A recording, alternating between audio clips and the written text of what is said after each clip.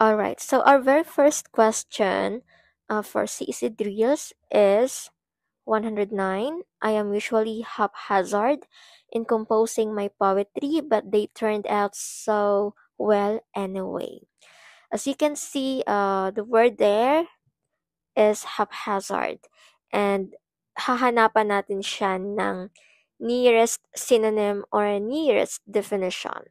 Is it letter A, disorganized, B, blank, C, puzzled, D, strategic? And the correct answer is letter A, disorganized. The word haphazard typically means lacking any obvious principle of organization.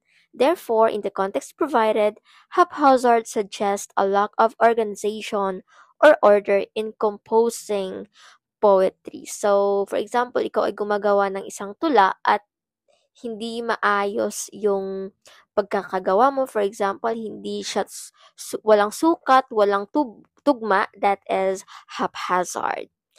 Okay, so another options, the three options are not correct because when we say blank, of course, it means empty or without content. Yung puzzled naman, it indicates a state of confusion or uncertainty, yung hindi ka sure.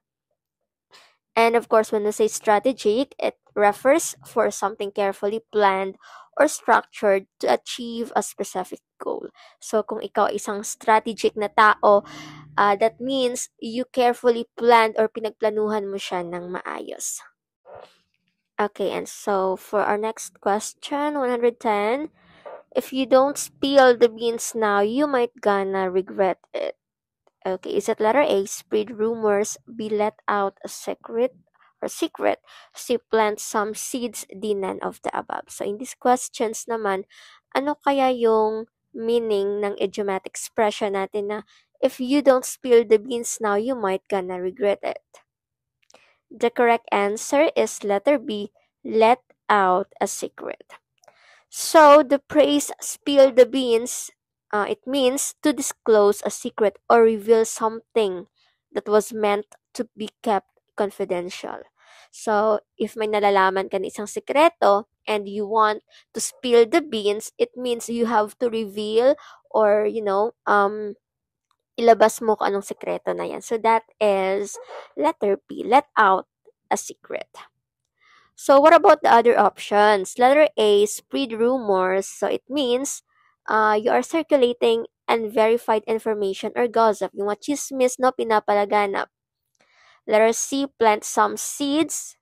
It means literally planting seeds or sowing literal seeds for plants to grow, or metaphorically laying the groundwork for something to develop. Pwede din yan, but that's not the answer.